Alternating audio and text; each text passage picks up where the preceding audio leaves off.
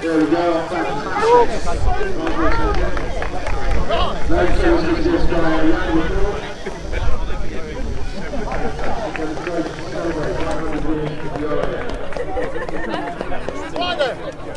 I tend to do a joke about it before I run it, but there was hardly anybody here. Now what I'll do, if I can compete with the loudspeaker, I've got a PA system but the battery's flat. So what I'm going to do is explain one or two things about this engine. Now I've got an audience.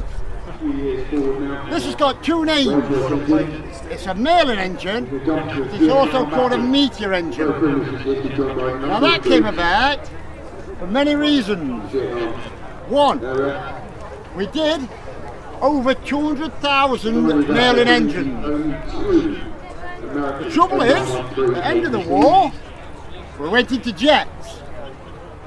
There was a surplus of these engines. Good, reliable engine, obviously in all the planes, but they put them in boats.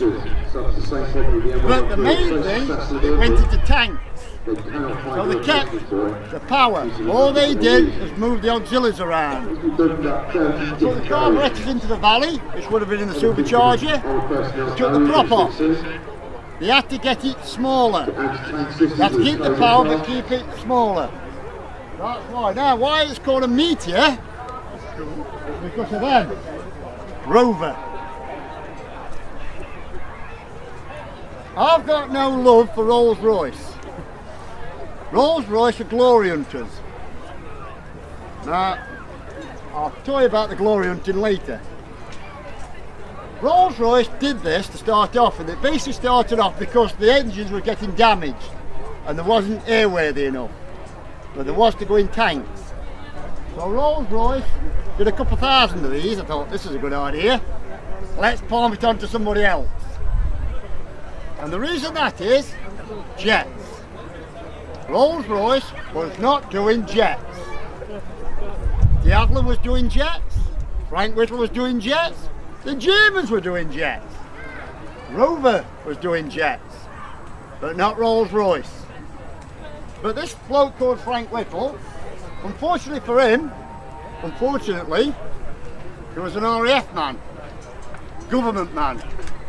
So Rolls-Royce went to the government and says, we want this bloke Frank Whittle. He don't go on with Rover much. Good idea. We've got this engine. We'll put it out to tender. Ford did some. British Leyland did some. Jaguar did some. But Rover got the contract. So Rover did this, and Frank Whittle went to Rolls-Royce. Anyway, now the name Meteor is the only other named engine that's not named after a bird of prey. It is called a Merlin, it's called a Meteor Merlin. Because Rover had a Meteor Works in Coventry. Now that, we believe, is where it's come from.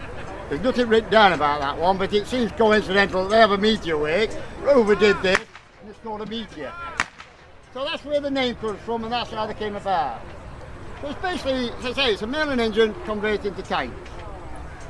While we was running it, for health and safety reasons, we only allowed 10 litres. We was using a litre a minute. When we opened it up, we're probably using 2 litres a minute. That's what the donation box is for. You want to take a magazine, please do. It costs a lot to run this, and its petrol's going up. Now also, it's based on the aircraft engine, and again, you need to be able to stop this as well as start it. So, don't jump there, stop me, it's them over there.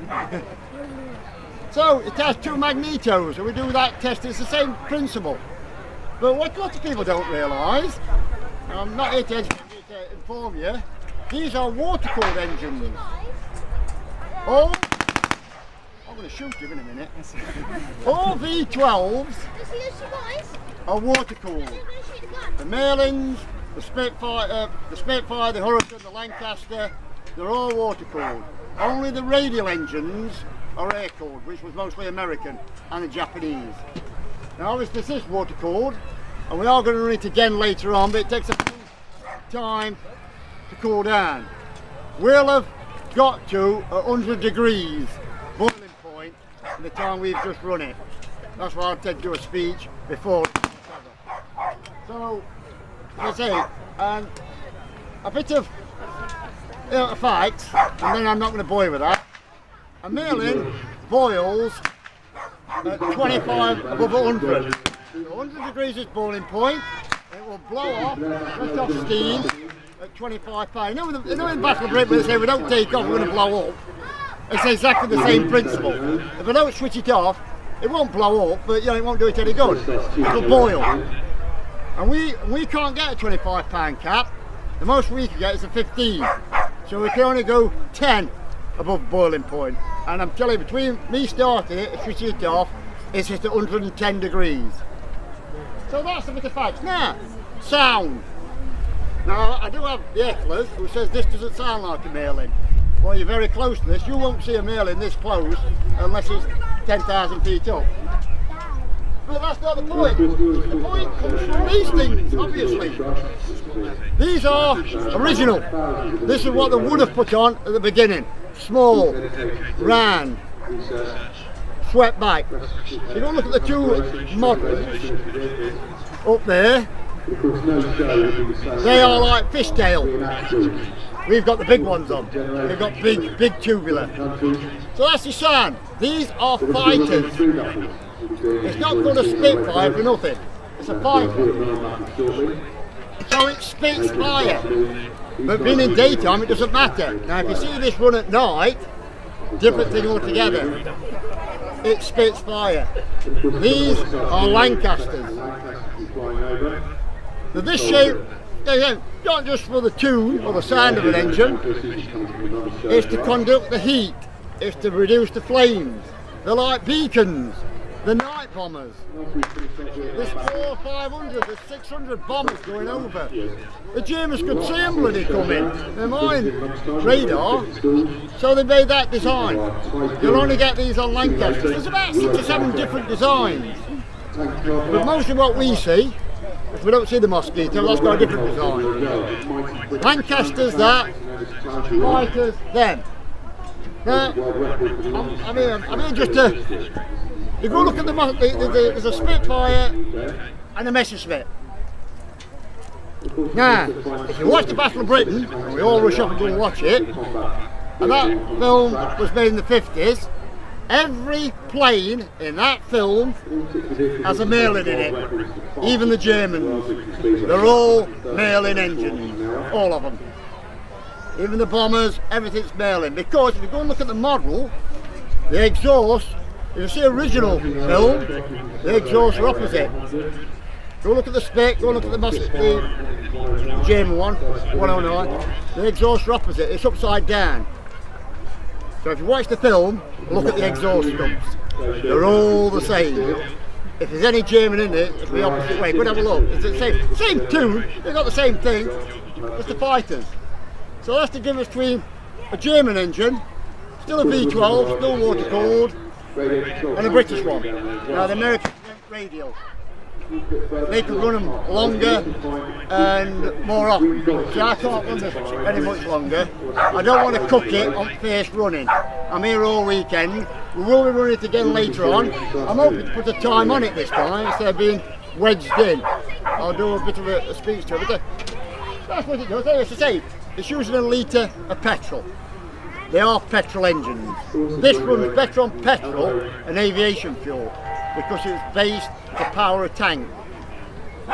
This engine, a V4, was the last model they made. Everything that went into a Merlin went into this because this powered, and it ranged from 35 tonne. The maximum one it did was a Conqueror, was 60 tonne. That's as heavy as that tank up there. But it was based on a Centurion, which was 52 tonne.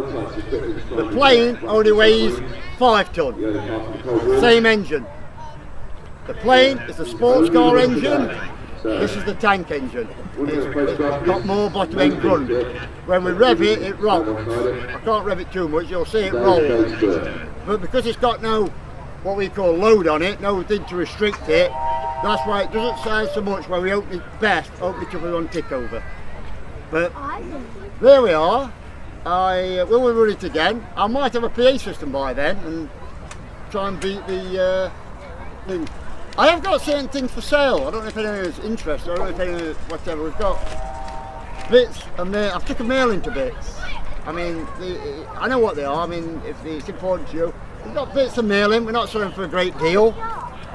If you want to take a bit of a souvenir that's off a genuine mailing, I can tell you it is because I've took it to bits. We've got a few pistols and liners, and as I say, we've got a bit of uniform for the lads that want to wear the great dresses. There we are. But come back again. Does anybody want to ask me anything? Anything about this engine or whatever? When Rover made it, did they still badge it Rolls-Royce? No, they badged it Rover. Yeah. There's a Rover badge on here. Yeah. That bit there, what you can see, is fraud. It's advertising. Yeah. We didn't need the customers, we'd already had them, the military. That there is advertising. On the other side it says Rover. It has, and don't get me wrong, it is a Merlin engine. It's based on a Merlin engine. But this has got a Rover badge on it, not a Rolls-Royce one. It's got the emblem on it, that's why they fly the flag. That's why we ain't got a Rolls-Royce flag. There's another reason behind that. And one little other thing, I'll repeat this anyway. The Snyder Trophy that we all based the Spitfire on did not start with Rolls-Royce. It started with Napier. Napier was the first engine that we had in it. Rolls-Royce thought, this is a good idea, we'll get onto this. So they built a Merlin called PV12.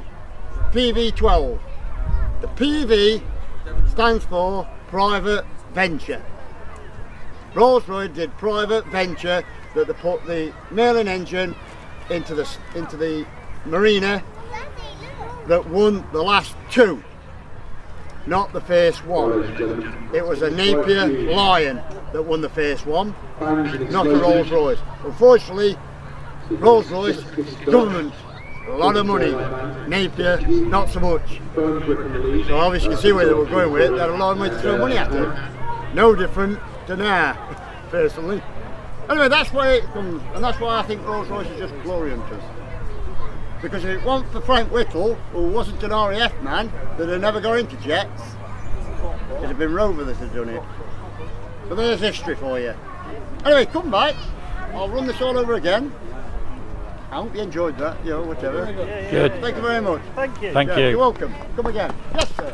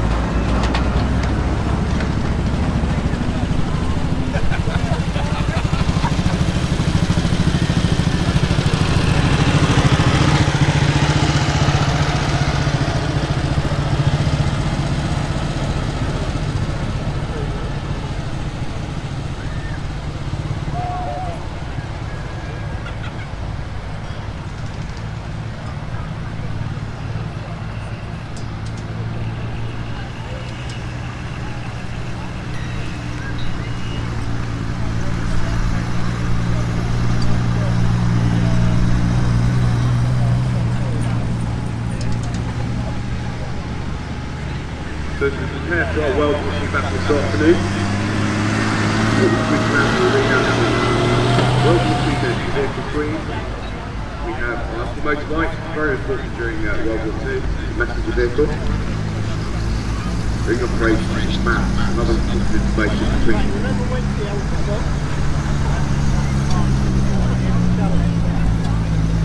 between headquarters and commanding officers, which had different size trucks used.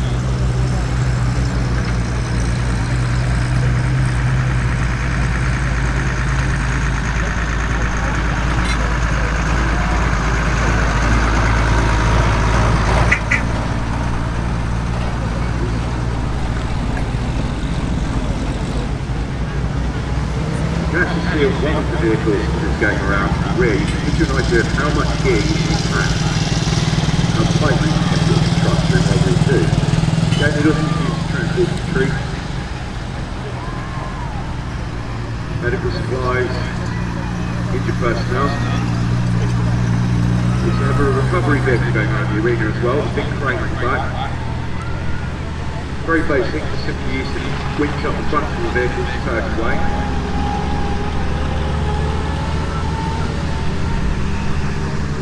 Any sophisticated kind of action systems we saw on CVRT.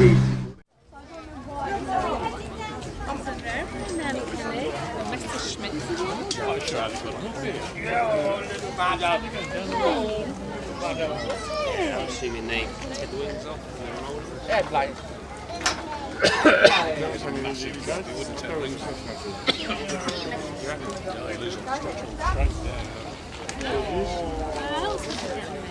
They need to, you wouldn't have. See them bits of rally on there?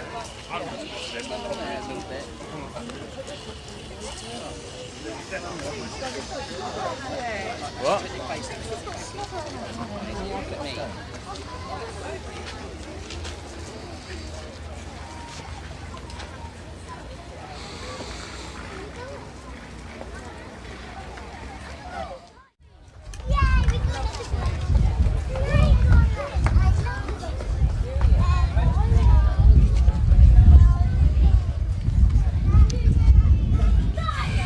I'm at Wicksteed Park in Kettering, the Wicksteed at war, and behind me is a Spitfire, and behind me is a Spitfire Mark 9, and behind that is a Messerschmitt 109.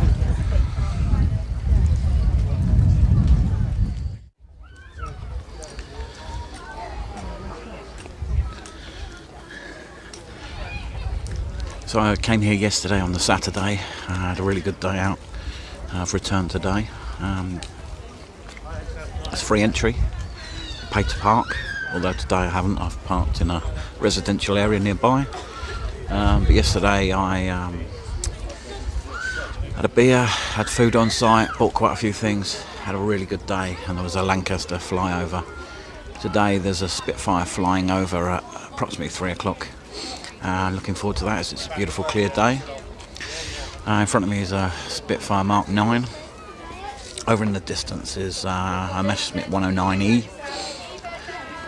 So we'll have a closer look at them in a second and the stats for them. And I'll do some filming around the park.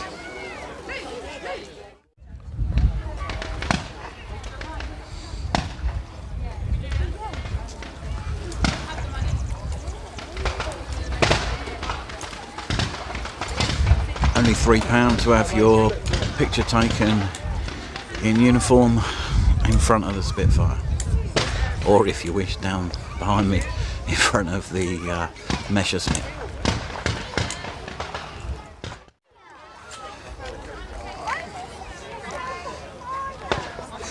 Look, it's going to show you, look, this has got, they're called a flamethrower.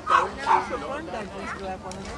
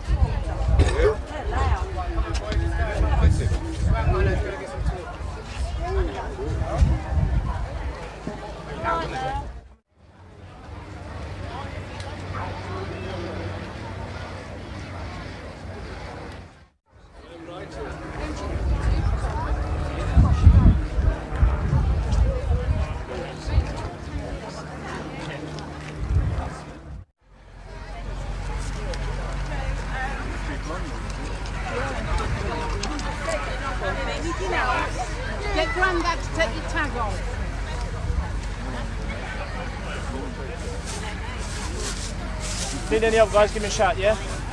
We need lots of help.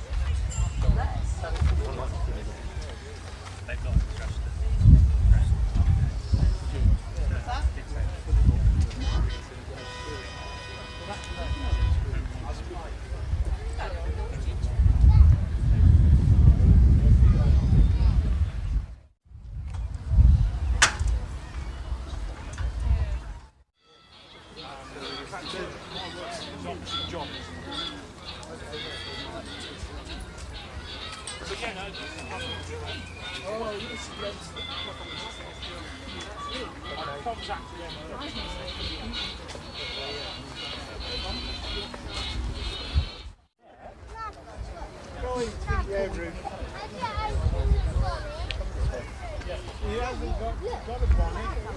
It's under the seat. Have you seen that car? Oh, the little bubble car, yeah. Yeah. The door is the front. Yeah. Old cars. Nanny and Grandad.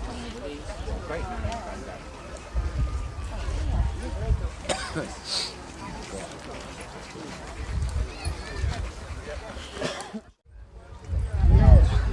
No bigger shocks than that, Paul.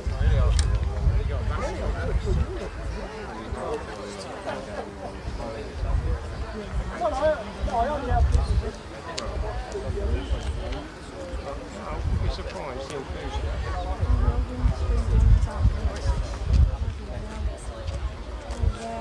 You feel like that now, that's good.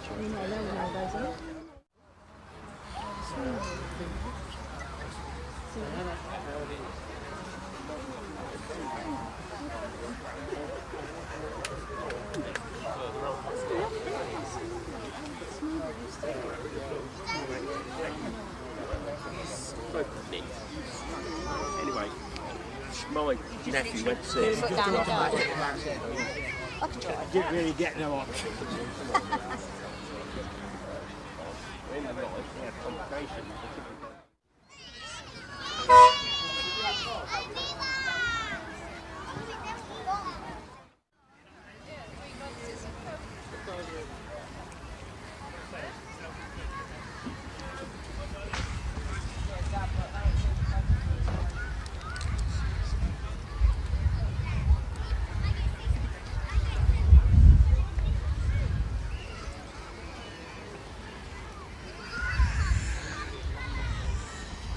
Generators and Barney and well, I think you didn't have a drink at all. I didn't have a drink, so you're going to go down.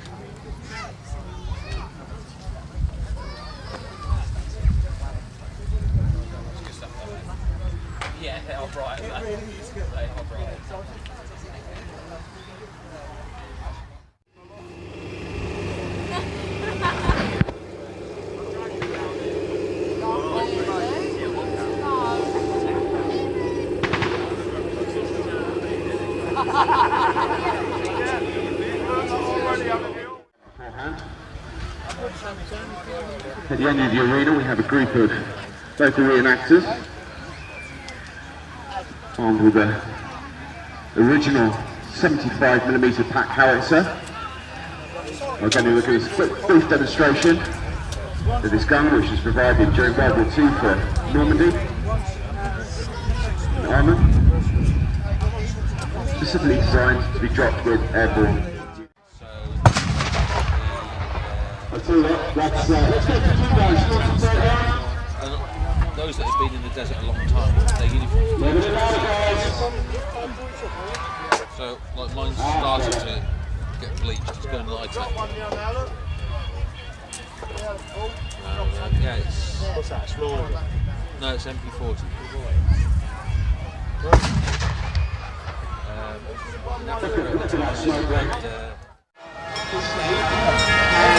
That's in 1940. Following that, the Holland County is from 1948, and we've got another early wartime appliance, which has been restored to red, although they would almost certainly have been grey when they were built. Wartime fire engines were grey because it's known that the German bombers were machine gun red fire engines. If you were to burn a city down, the best thing you can do